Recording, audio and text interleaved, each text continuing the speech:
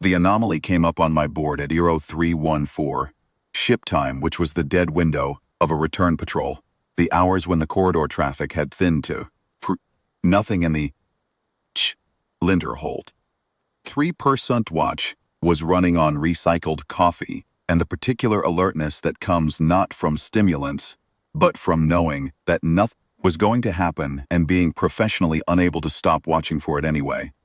Not a collision risk, not a distress ping. The corridor we were running didn't see much traffic at this hour, and what did come through it tended to be quiet. Commercial freighters on slow, transits, the occasional diplomatic courier moving without escort.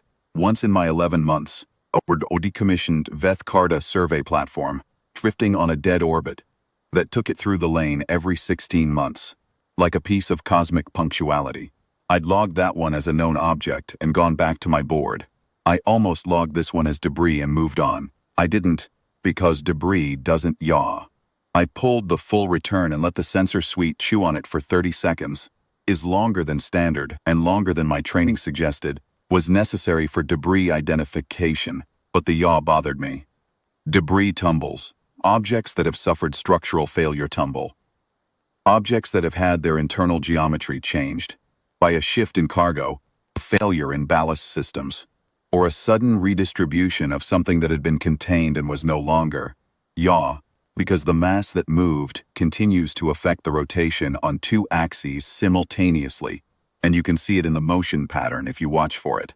The object was roughly 40 meters on its long axis, tumbling slow 3 degrees per second on two axes, and the correction systems, if it had them, were either offline or had been deliberately disabled.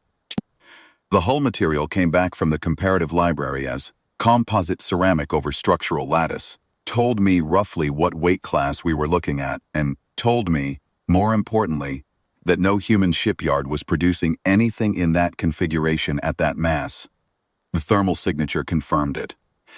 The object was putting out about 60% of what I'd expect from a vessel of that displacement, if it were running fully pure cold, which meant it was putting out something, which meant it had power, which meant it wasn't dead. I sat there for another 20 seconds, running the comparison library a second time. The comparison library in a T's patrol cutter is not a diplomatic resource. It's an identification system built to tell a watch officer within 30 seconds whether an unidentified contact is a known commercial hull, a known military hull, a known survey or research configuration, or something that needs to be escalated. It wasn't designed for what I was using it for, which was trying to understand what kind of people were inside a disabled hull in a dark corridor and how much time they had. But it was what I had, and I used it, and it gave me enough. Veth-Carta, state configuration hull, delegacy class, to put its passenger complement somewhere between 8 and 20, depending on what cask configuration the commissioning authority had specified for the mission. The drive cluster was on the aft quarter. From the thermal distribution, it looked intact. The drive wasn't what was wrong. Problem was forward.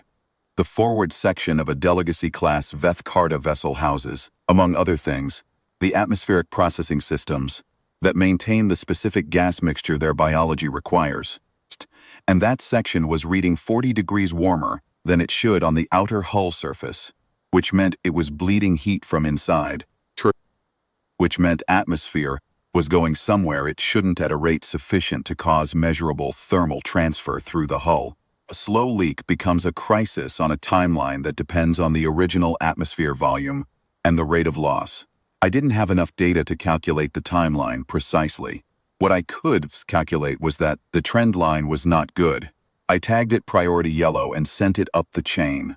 Commander Oseth responded in 4 minutes, which was fast for 0314, told me either that he slept lightly or that something else had caught his attention before my flag reached him. He pulled the same data I'd pulled, ran his own library check, confirmed the hull type and configuration, and then sat on the channel for about 15 seconds without saying anything.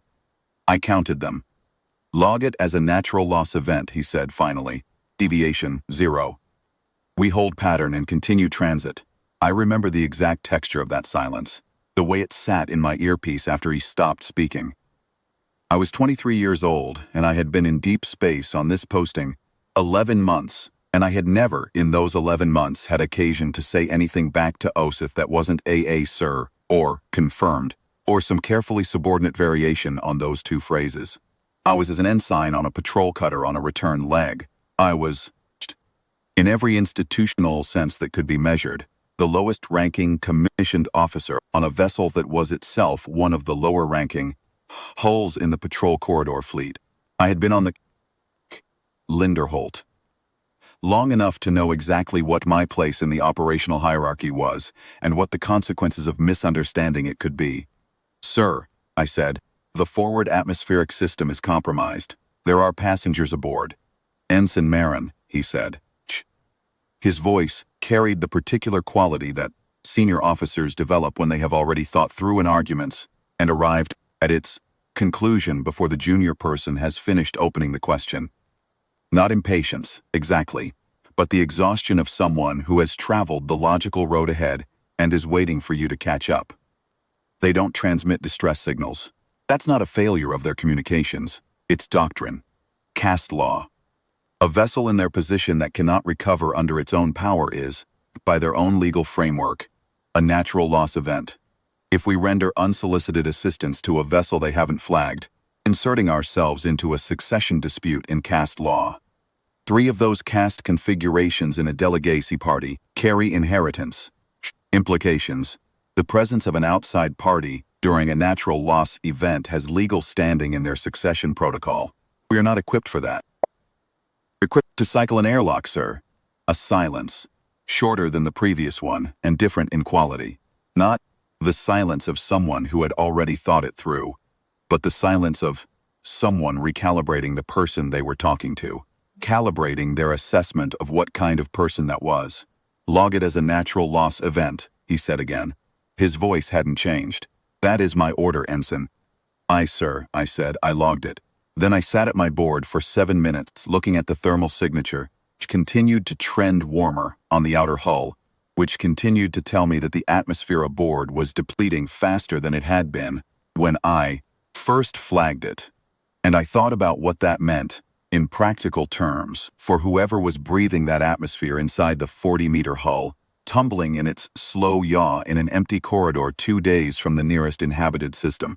7 minutes is not a long time. In the context of a patrol return that had been running for 6 days, 7 minutes was nothing. In the context of what I was sitting with, 7 minutes was a long time to spend looking at a thermal readout and understanding what it was saying. I have tried, in the years since, reconstruct exactly what I was thinking in those 7 minutes. I've tried to identify the moment, the specific thought, the specific sensation that moved me from sitting to doing. I don't think there was a moment. I think it was more like a gradient. The slow accumulation of the weight of what was on the other side of the airlock over there, pressing against some interior threshold that I hadn't known existed until it was being pressed against. And then at some point the gradient became a decision, and the decision became a movement, and I was opening the ship's form library. There is TS Patrol Cutter Operational Manual, a document titled Voluntary Boarding Authorization. It is designed to permit the commanding officer of a TS vessel to authorize an EVA boarding action against a third-party hull when circumstances require it. It requires a senior officer signature, not a commissioned officer signature. The form language says senior officer, is technically a different classification. And I spent approximately 90 seconds convincing myself that the distinction meant something it very probably didn't, but the form also had a secondary line, initiating officer, designed for the crew member, actually conducting the boarding to log their name and formally acknowledge personal risk. That line was separate from the authorization signature. It could be signed by anyone. I signed the initiating officer line with my name and rank. Then I looked at the authorization signature line for about 30 seconds, and then I signed that too, with my own name and rank and serial number. In the comments field, I wrote that the commanding officer of record had been informed of the situation and had issued a navigational hold, which was true, and that the initiating officer was proceeding under the authority of the Outer Transit Code, Article 14, permits a registered crew member of a TES vessel to take direct action to preserve life in circumstances where the commanding officer is unable to act. Article 14 is designed for situations of physical incapacitation, an unconscious CO, a CO compromised by injury or environmental failure. It is not designed for situations where the CO has a specific contrary order and is sitting fully alert in his command chair, reading thermal data at 0320. I had read Article 14 4 times in the preceding 3 minutes, and it did not explicitly exclude the latter scenario. I knew what I was doing with that reading. I wasn't trying to fool anyone, including myself. I was finding a shape in the language that I could put my name to, because I needed something with a form number on it. I filed the authorization to the ship's log with a timestamp, sent a copy to Oseth's queue, and went to the gear locker. He reached me on suit comms while I was running through the pressure check. "Marin," he said. "Sir, you just filed is going to follow you for the rest of your career." "I know, sir. I am ordering you to stand down." "I have the order noted in the log, sir. I've also noted my Article 14 filing." Article 14 is for incapacitated commanders. The article doesn't specify incapacitation as a limiting condition, sir. The language is unable to act. Unable to act and choosing not to act are not the same thing. No, sir, they're not. A long silence. I had the helmet in my hands. Shh. I was looking at my own reflection in the visor, which is an odd thing to look at when you're making the kind of decision that ends careers, because you look very ordinary in it. Very small. I looked young because I was young, and I'm not sure that's a defense of anything so much as a contextual fact. "If you board that vessel," Oseth said, "it cannot protect you from what comes after." "I'm not asking you to, sir. I'm telling you," he said, and something in his voice had shifted. Not softened exactly, but moved from official to something more direct. Something that felt like one person talking to another rather than a commanding officer talking to a subordinate, that I am not going to go after you for this myself. Whatever command decides to do is command's business, but I'm not going to be the one who makes it harder for you. I want that on the log." I looked at my reflection.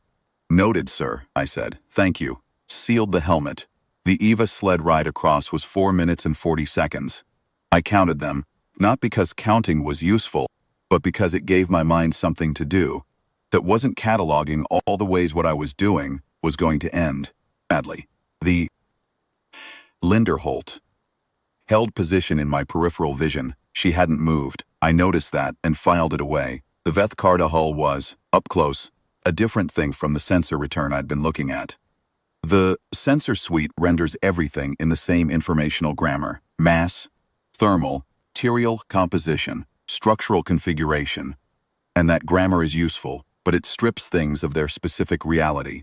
The reality of the hull was that it was iridescent. Their ceramic composite surface carries submicron scale structural coloring. Not pigment, but geometry at the material level. And in the corridor's ambient starlight, it moved through colors that didn't have names in any language I spoke. Green that was almost bronze. Bronze that shaded towards something between copper and violet. The surface was not smooth. It had a texture that was almost organic, like the patterns you see in cross-sections of certain minerals, concentric and layered and suggesting, without imitating, something living. It was beautiful. In the way that things are beautiful when you're not in a position to think too carefully about beauty.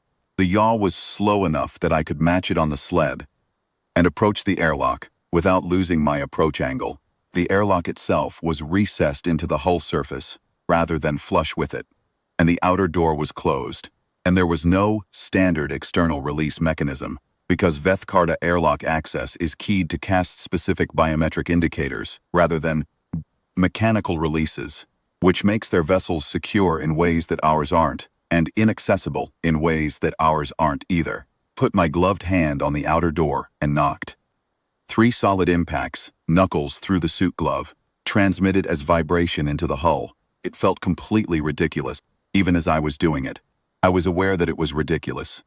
I had arrived at an alien airlock with no authorization, no language, no ability to communicate anything complex, and I was knocking on the door like I was calling on a neighbor. I did it because I didn't have a better idea, and because the alternative was to go back to the Linderholt.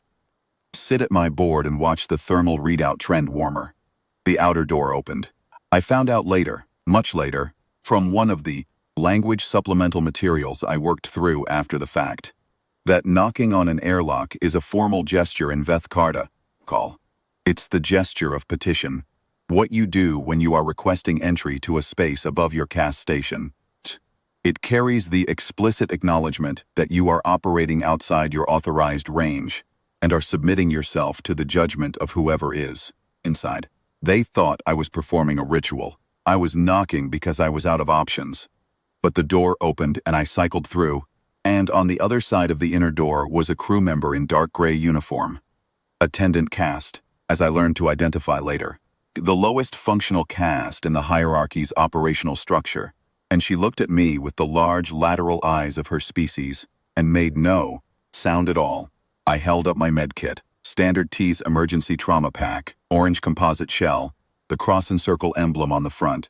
I pointed at it, and then pointed past her in the direction of the forward compartment. She stared at me for 4 full seconds, long enough that I started to wonder what I would do if she simply closed the inner door again. Then she moved aside, and I went through. The air quality hit my suit sensors immediately. Thin and wrong in composition, high in 2 gases that matched the Vethkarta atmospheric profile in my reference library, but deficient in a third that I didn't have a name for, and which the library flagged only as a required metabolic cofactor. Further detail. The crew members I passed in the narrow main corridor were moving with the careful, deliberate slowness of people whose bodies were working harder than normal to accomplish basic functions. Their lateral eyes were at half aperture, is the equivalent of squinting. Not closing, not fully open, the aperture that indicates reduced sensory processing. There were 6 of them in the corridor. They all did the same thing. Stared at me, went very still, and then did not stop me. I found the forward compartment by following the heat differential, which my suit sensors could track without any uncertainty about direction. The atmospheric processing installation was a wall-length system on the port side of the main cabin, modular in design. The individual processing units slotted into a structural rack that ran floor to ceiling. 2/3 of it had suffered what I could only describe as a catastrophic disaggregation. The coupling points between the modular sections had failed, probably under some kind of pressure event, and one entire bank of processing cells had pressurized backward into the cabin. The result was a fine gray precipitate covering most of the deck surface and a persistent haze in the lower 2 meters of the cabin air that my sensors identified as partially processed atmospheric components that had been expelled before completing their cycle. 2 crew members were working on the installation with unfamiliar tools. Moving with the same careful slowness I'd seen in the corridor. 6 more individuals were on the far side of the cabin, on a low platform that served as a combined seating and resting surface in delegacy-class vessels. They were different from the crew. The crew wore dark gray, minimal, functional. These 6 wore layered materials, different textures, different weights, with specific color arrangements, and what appeared to be worked metal elements at the collar and cuff. Ornamentation that signified station rather than function. 3 of them were upright, watching me. 2 were seated with their backs against the bulkhead and their eyes fully closed, and 1, at the center of the platform, was lying down and was not moving. I went to the one who was not moving. Vethkarta physiology. I'd read the xenobiological annex in patrol manual training once, and retained it the way you retain things that feel academic at the time you're reading them. Bilateral symmetry, radial internal structure, distributed respiratory system. Not a centralized lung, but a series of processing chambers arrayed across the upper thorax, visible in healthy individuals as a pattern of slight rhythmic movements beneath the surface tissue. Each chamber cycling independently. Circulatory fluid that runs amber gold in oxygenated tissue and darkens progressively toward brown as oxygen equivalent falls. Blood that tells you, if you know how to look at it through a pressure suit visor in a compromised cabin, exactly how much time you might have. The individual on the platform had fluid that was very dark. The respiratory chambers were barely moving. The eye apertures were fully closed. I opened the med kit. I am a patrol cutter auxiliary officer with the basic TES medical certification. I can field dress a wound, administer 4 classes of pharmacological intervention, operate a defibrillator, perform rudimentary triage. I cannot treat an alien species I have never encountered clinically, with an atmospheric deficiency I don't fully understand, using a kit calibrated for human physiological parameters. I did it anyway, because there wasn't anyone else to do it, and because she was breathing, barely, and as long as she was breathing, the answer was not yet fixed. The 2 Veth Karda who were still upright on the platform did not attempt to stop me or to help me. They watched. I was aware as I worked that the entire forward cabin was watching. The repair crew had stopped their work and turned, and the crew from the corridor had gathered in the hatchway behind me. The watching had a quality to it that was different from the watching I was used to. In human contexts, watch emergency medicine in progress with a combination of anxiety, helplessness, and the instinct to do something even when there's nothing to do. This watching was still, patient in a way I couldn't entirely read. The apertures were open, fully, which I would later learn is the full attention configuration. Not the squinting of low processing, but the wide focus of something being recorded and assessed. My portable atmospheric analyzer, personal kit, not standard issue, added 2 months earlier because the Linderholt sensor suite had a calibration drift below certain particulate thresholds, and I preferred having my own reliable read. Could map the cabin air, chemistry against the xenobiological reference library. The missing component came back as a respiratory cofactor. Not the oxygen equivalent itself, a secondary molecule that the distributed respiratory chambers in Veth Karda biology require in order to process the oxygen equivalent efficiently. Without it, the chambers were processing at reduced capacity. An analogy would be a human trying to breathe air with correct oxygen percentage, but at a pressure too low for efficient gas exchange. The oxygen is there. The body can't use it properly. The result over time is indistinguishable from slow suffocation. My suit's emergency atmosphere pack generates breathable air for a human in a compromised suit. Oxygen, nitrogen, trace gases in human-calibrated proportions. No Veth Karda respiratory cofactor, because no one had ever designed it for that, but the analyzer gave me the molecular structure of the cofactor. And when I ran that structure against the suit pack's output chemistry, I found something adjacent. A precursor compound, not the cofactor itself, but something one metabolic step removed.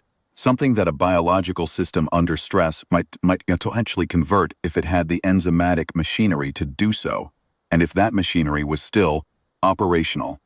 A body in extremis will sometimes metabolize things it wouldn't normally touch. I had no way to know if that was true for Veth Karda respiratory biology. I had the analyzer and the reference library and the visible evidence that the individual in front of me was running out of time, and I had a decision to make and no data that would make it a safe decision. I cracked the suit pack's secondary output valve, adjusted the mixture ratio as far as the manual controls permitted to concentrate the precursor compound, and positioned the output nozzle as close to the individual's upper thorax as the suit pack's attachment line would allow. Then I held it there and watched the respiratory chambers and talked, because I did not know what else to do. I don't know if anything I said meant anything to the people in that cabin. Their translation interface requires power they were diverting elsewhere, and I had nothing but the standard diplomatic phrase library in my suit's memory, which is built for navigational alerts and legal declarations, and the kind of formal greetings that diplomatic vessels exchange on approach. I used what I had, and when I ran out of it I talked anyway, in plain language, at a pace and register I'd use with someone who was frightened and needed to hear that another person was present. I told them my name, told them where I'd come from. I told them what I was doing and why as clearly as I could, knowing they probably couldn't understand any of it. Told them that a relief vessel had been contacted and was on its way. That was a lie, but I said it with the weight of something I intended to make true. And I think that weight is audible in a voice, even when the language isn't shared, because the 2 individuals who were still upright on the platform, who had been watching me with that full aperture stillness, shifted their posture slightly when I said it. The shift was small, and I couldn't interpret it, but I noticed it. After approximately 9 minutes, Respiratory chambers began moving more visibly. Not restored, not recovered. Incrementally more. The individual's fluid coloring under the surface tissue did not reverse to amber gold. I watched it closely and it didn't reverse. But after another few minutes I thought, with appropriate uncertainty, that it had stopped darkening. The eye apertures, which had been fully closed, opened slightly, not fully. A partial aperture, unfocused at first, then moving, finding something to focus on, finding me. I do not have adequate language for what it is to be seen like that. Not recognized, that implies a prior knowledge. This was the moment before recognition, the moment of pure encounter. Something alive, on the edge of not being alive, turning its attention outward for the first time in some uncertain period and finding something there that it had not expected and could not categorize. The eyes were large and copper-colored, or had been. The color was compromised by whatever was happening inside, and they found my face, through the visor, which is a transparent barrier, and must have been confusing in itself. And they held. I said my name again. The individual with the most elaborate ornamentation, deep green and bronze layered materials, worked metal at both collars. Specific color arrangements, I would later learn, indicated the highest functional diplomatic rank they fielded at transit-level negotiations. Moved from the platform toward me. A deliberate movement, unhurried, and it stopped at a distance I would later learn, was the formal engagement distance in hierarchy protocol, close enough for clear communication, far enough to indicate no territorial claim. It crouched, slowly, to bring its eye level close to mine. That was a deliberate choice. An adjustment made for my benefit, for the benefit of eye contact, which meant it understood that direct eye contact was significant in my species communication, even if it didn't know why. That kind of cross-species reading, understanding what matters to something else without being told, is not something you can fake. Either the knowledge was there or it wasn't. It made a sound, a sequence of tonal elements with a rhythmic structure, rising at 2 points and falling at the end. My suit's audio recorded it and flagged it as structured vocalization outside the diplomatic libraries. Parameters. The language wasn't in the database, the shape of it.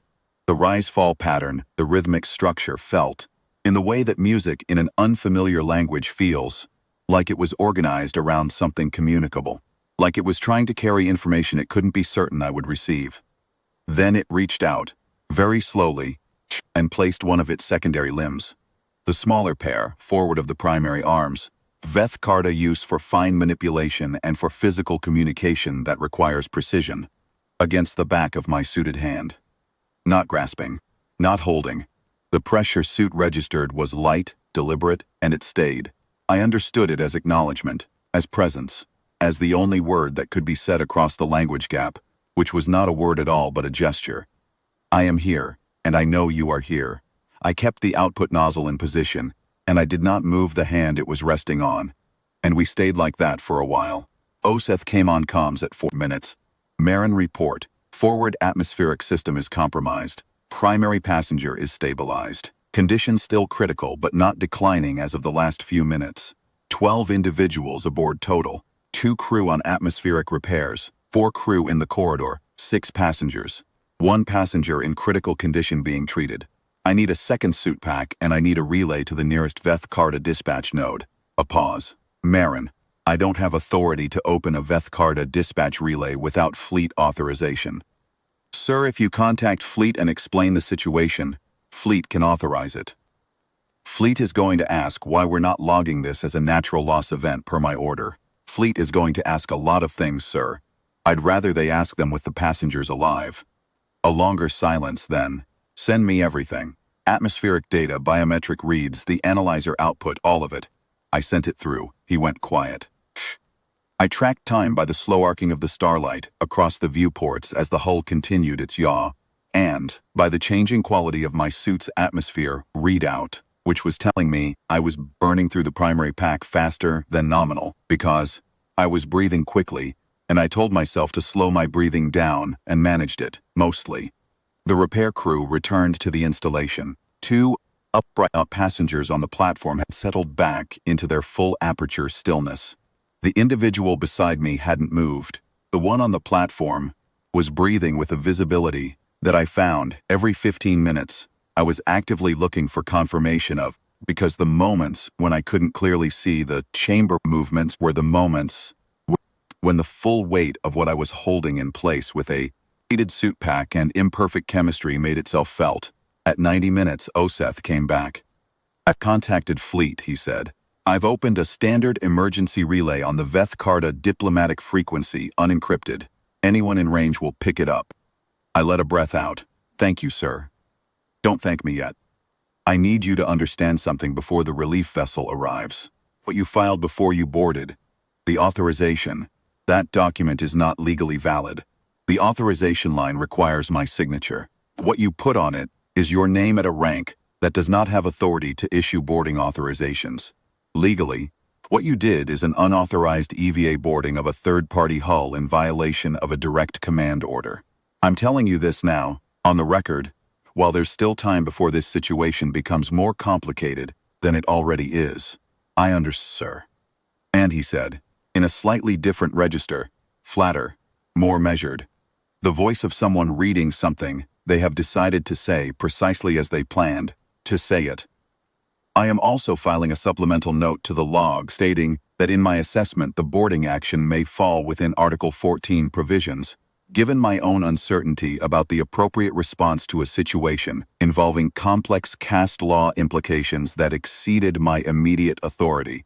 Resolve, which created a functional inability to act, that a reasonable crew member in the initiating officer's position might have interpreted as incapacitation of command judgment." I was quiet for a moment. "Sir," I said, "that's not what happened." "That is what my supplemental note says happened," he said. "This conversation is being logged." "I know, sir." "Good," he said, and closed the channel. The Veth-Karta relief vessel arrived at 4 hours and 20 minutes. It was a command configuration hull, larger than the delegacy vessel by a factor of 3, and it came with 4 escort elements that took positions around the disabled hull with the fluid precision of a formation drill performed so many times it had become pure instinct.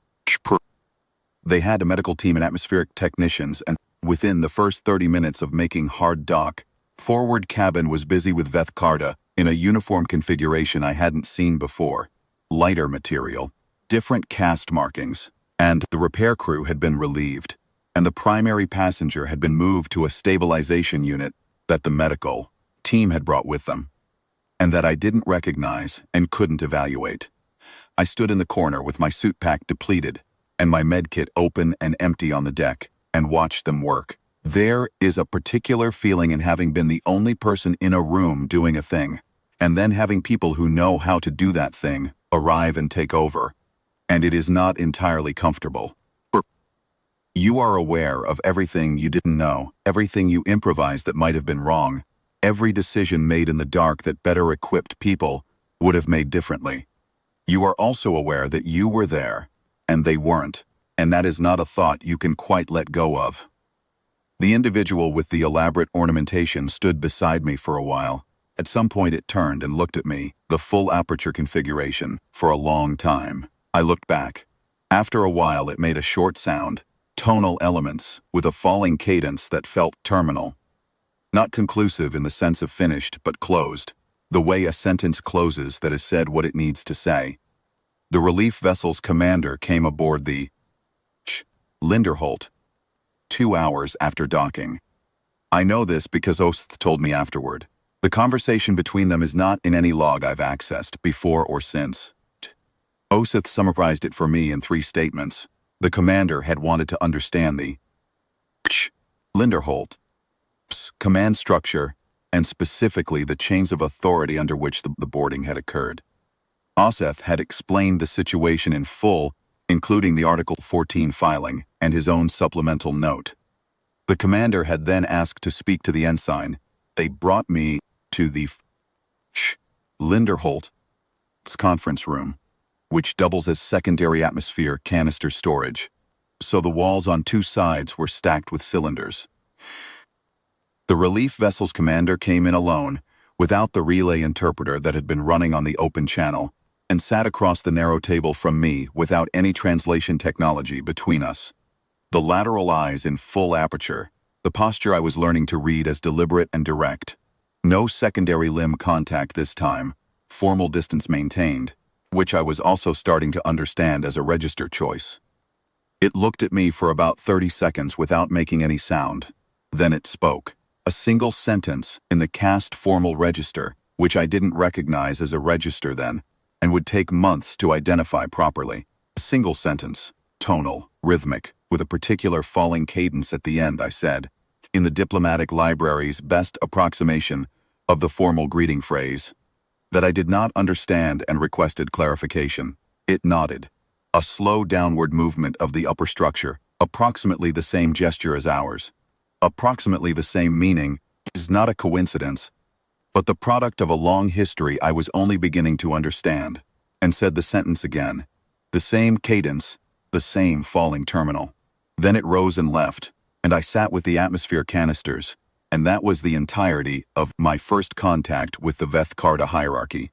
Oseth called me to his office 3 hours after the relief vessel had taken the disabled hull in tow and departed on its heading. Sitting behind his desk with the posture of a man who has spent hours deciding how to say something and has arrived at a version he can commit to. "How is your Article 14 jurisprudence?" he said. "Apparently more creative than I'd realized, sir." A noise that might have been a very quiet acknowledgement of something like humor, and then wasn't. The relief commander identified the primary passenger, he said. "The individual you boarded to treat, the one on the platform."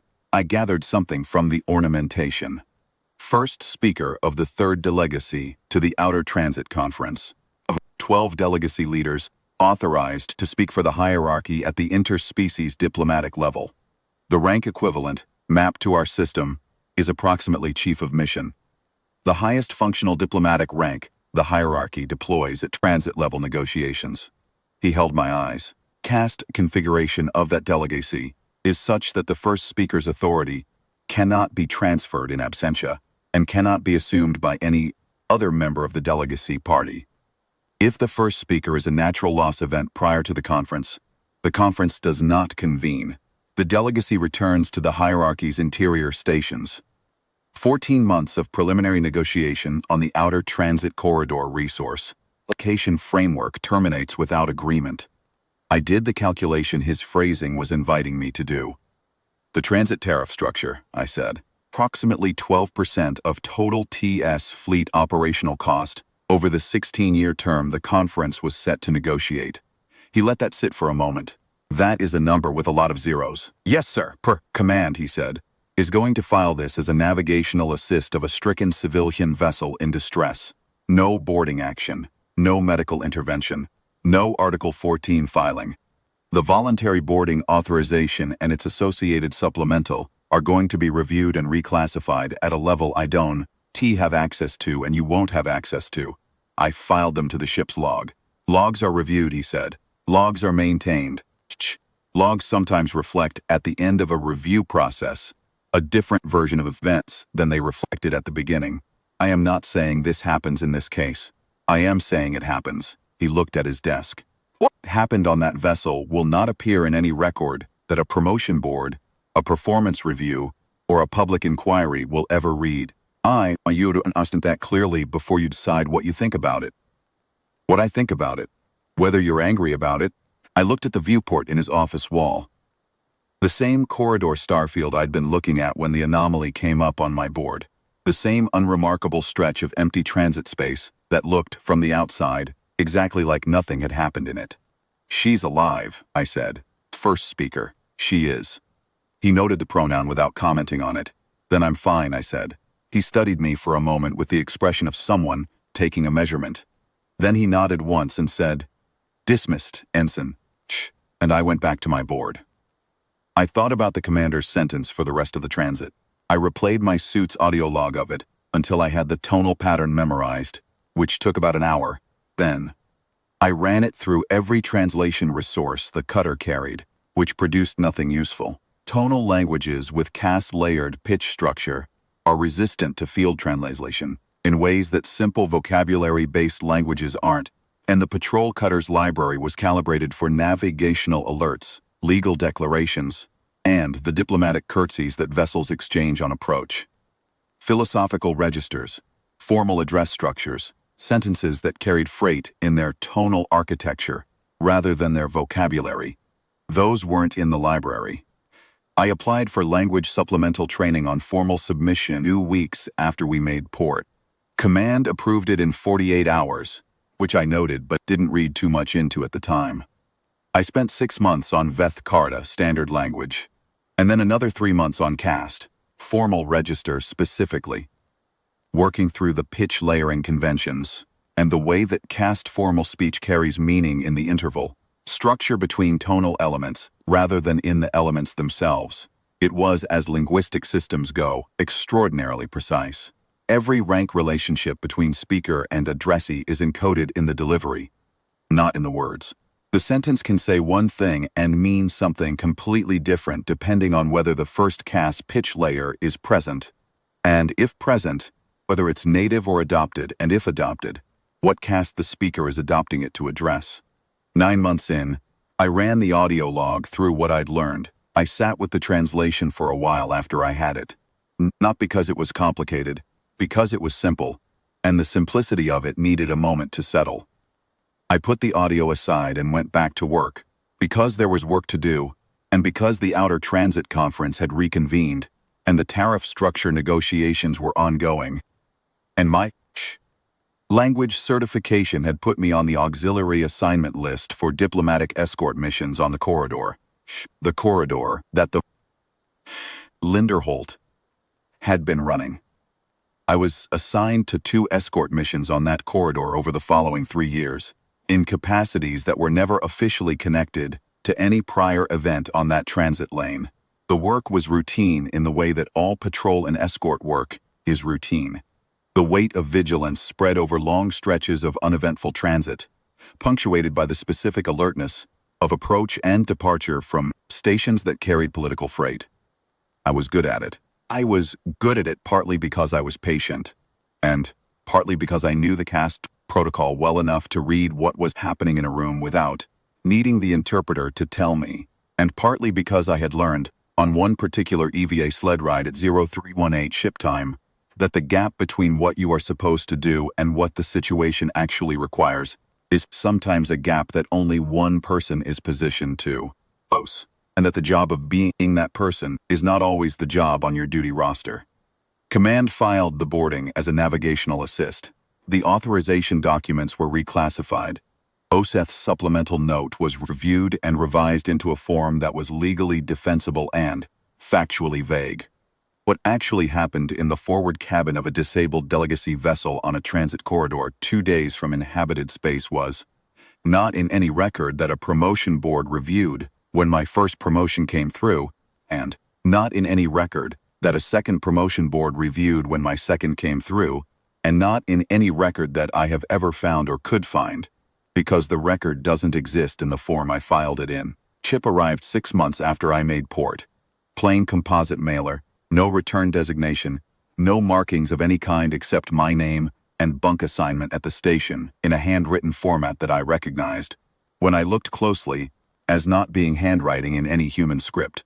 The characters were precise, mechanical looking to my eye, the letter forms borrowed from something that had learned to approximate the Latin alphabet from reference materials. My name spelled correctly, my bunk assignment spelled correctly. Inside was a data chip, matte black, Veth Karta manufacture. I recognized the form factor from the diplomatic equipment manifests I'd been reviewing for the escort assignments. 17 seconds of audio when I loaded it. I was alone in my bunk. Late, station time, the habitat ring quiet and dark except for the running lights. I put my earpiece in and played the file. CAST formal register. I recognized it immediately. The pitch layering, the interval structure, the first CAST marker present and native, addressing across a CAST gap to someone below, but with the particular tonal adjustment that in CAST formal Veth Karta indicates the speaker is choosing to ignore the gap, choosing to address the lower party as if the CAST differential does not apply. It is a specific act in their system, requires an explicit decision. A single sentence. The same sentence the relief vessel's commander had said to me in the conference room. I played it a second time to be certain. Then I sat with the earpiece in and listened to the silence after it. The full translation had taken me 9 months the first time. I didn't need 9 months now. I sat in my bunk with the running lights on low and the habitat ring quiet, and I let the sentence sit in my head and mean what it meant. You acted from a place outside station. We have no word for that. We are building one. I played the chip once. I didn't play it again. Some things are not meant to be worn smooth by repetition. They are meant to be received once, clearly, and then carried. I put the chip back in the mailer and put the mailer in the drawer at the back of my bunk. I've carried it through 4 postings since the Linderholt. Expect I'll carry it through, whatever comes next. Not as a commendation. There's no commendation attached to something that officially didn't happen. Not as proof of what and to whom and for what purpose. As a record.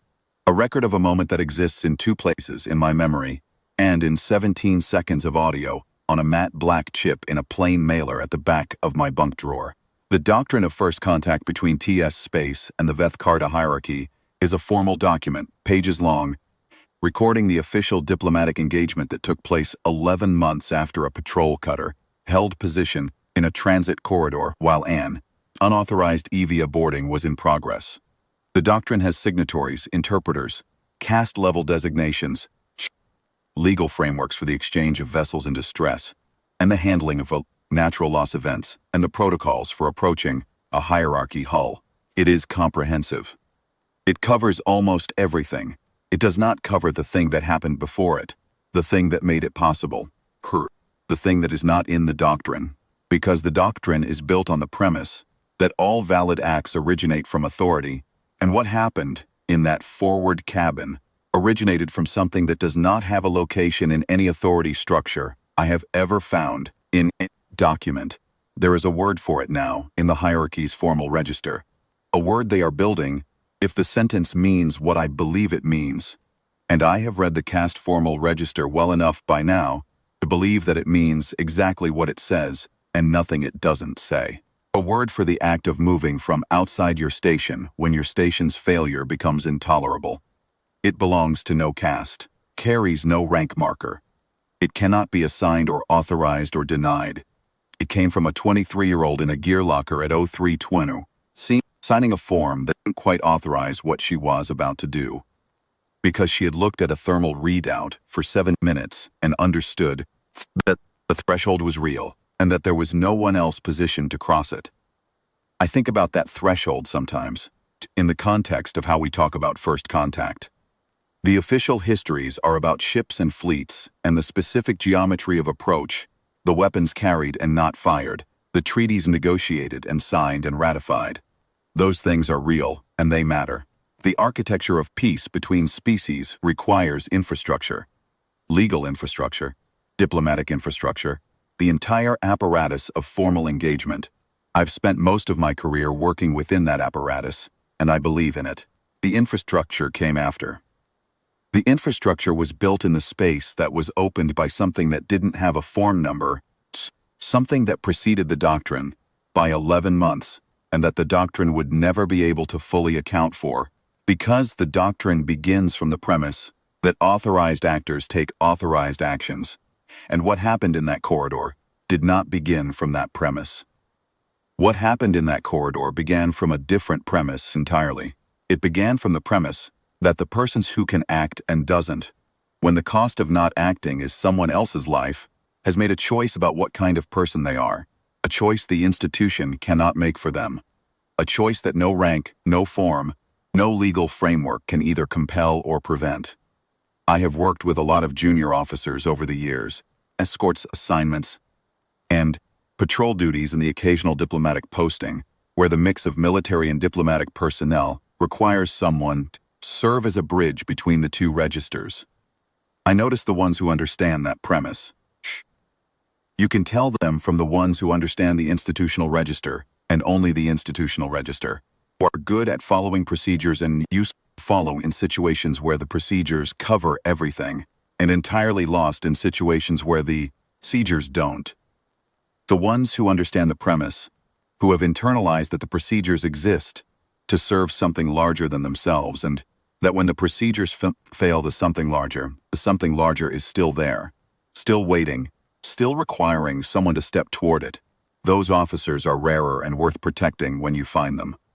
Oseth protected me, in the only way that was available to him in the situation, which was perfect and legally questionable, and exactly right. I've tried to pay that forward in the ways that have been available to me, which have also been imperfect, and sometimes legally questionable, and exactly right. She was alive. The first speaker came to the conference. The corridor is open. That is the only record that matters. Everything else is administrative.